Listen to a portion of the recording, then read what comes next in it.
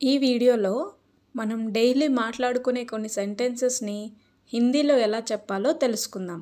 First one, ఏదైనా విషయం పట్ల ఎవరికైనా నీకు గుర్తుందా లేదా అని అడగాల్సి వచ్చినప్పుడు హిందీలో తుమ్కో యాద్ హై కి నహీ అని అడగాలి.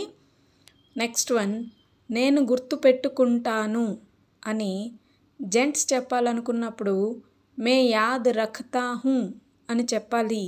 అదే లేడీస్ చెప్పాలనుకుంటే మే యాద్ రఖ్తీ హూ అని చెప్పాలి. నెక్స్ట్ సెంటెన్స్, నేను గుర్తు పెట్టుకోను అని జెంట్స్ చెప్పాలనుకుంటే హిందీలో మే యాద్ నహీ రఖూంగా అని చెప్పాలి.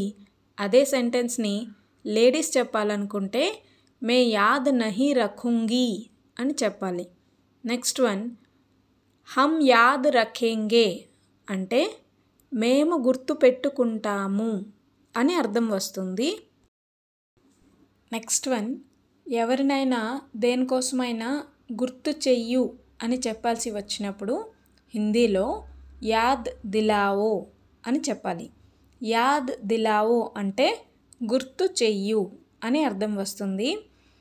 గుర్తు చెయ్యండి అని చెప్పాలనుకుంటే హిందీలో యాద్ దిలాయియే అని చెప్పాలి.